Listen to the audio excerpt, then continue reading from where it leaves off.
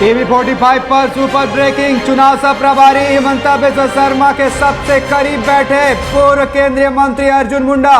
मंच पर ही गहन चिंतन मनन में दिखे दोनों नेता। क्या चुनाव हारना बना अर्जुन मुंडा के लिए वरदान? क्या बढ़ने वाला है अर्जुन मुंडा का राज्य में दखल? आखिर अर्जुन मुंडा को मीडिया प्रमुखता ना दे, इसके लिए कौन कर रहा है मेहनत? मंच से अमित शाह ने लिया बाबूलाल मरांडी का नाम और 2 बार लिया अर्जुन मुंडा का नाम। आपको बता दें कि अब भी बीजेपी का सबसे मारक अस्त्र है अर्जुन मुंडा। सबकी ये बड़ी खबर आपको बता दें, सुपर ब्रेकिंग। और इस पर अधिक बात करने के लिए रांची से हमारे साथ स्टेट हेड अभिषेक भारती जी हमारे साथ जुड़ चुके हैं। अभिषेक जी, बड़ी खबर इस वक्त की, जिस तरीके से चुनाव सह प्रभारी हिमंता बिस्वा शर्मा के सबसे करीब बैठे हुए देखे गए पूर्व केंद्रीय मंत्री अर्जुन मुंडा, इसके क्या मायने निकाले जा सकते हैं?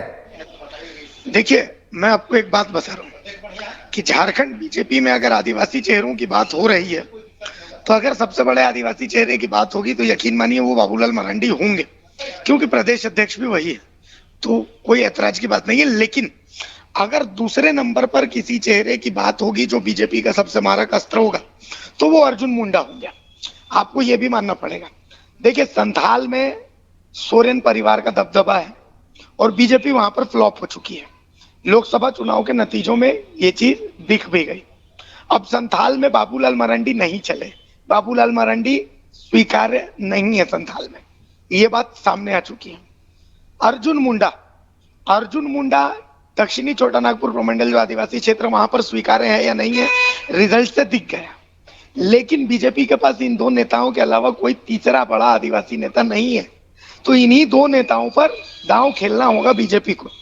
और इसीलिए आपने मंच से देखा, जब अमित शाह मंच को संबोधित कर रहे थे तो 3 बार उन्होंने बाबूलाल मरांडी का नाम लिया और 2 बार अर्जुन मुंडा का नाम लिया। चुनाव हारना बहुत संभव है कि अर्जुन मुंडा के लिए एक वरदान हो। राज्य की राजनीति में उनका जो कद होगा वो बढ़ेगा। दक्षिणी छोटा नागपुर में जितनी भी विधानसभा है जहां पर आदिवासी नॉन संथाल आदिवासी जो है वो वहां पर चुनाव प्रचार वहां पर अर्जुन मुंडा करेंगे और अर्जुन मुंडा ही वहां पर सबसे बड़े चेहरे होंगे। इतना ही नहीं, कोल्हान क्षेत्र में भी अर्जुन मुंडा की स्वीकार्यता है और कुर्मी को मनाने का जिम्मा जो है वो सुदेश महतो का अगर रहता है, तो ऐसी स्थिति में मुंडा जो जनसंख्या आदिवासियों की उसको संभालने का जिम्मा जो होगा वो होगा अर्जुन मुंडा।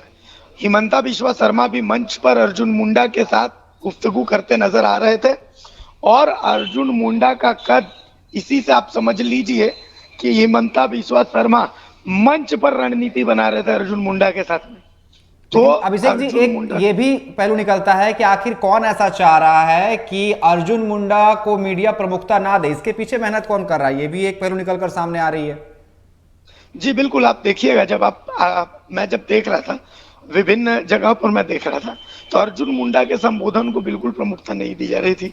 कोशिश ये रहती, ये बहुत पुरानी बात है। अर्जुन मुंडा के साथ हमेशा ही राज्य की राजनीति में भेदभाव हुआ है।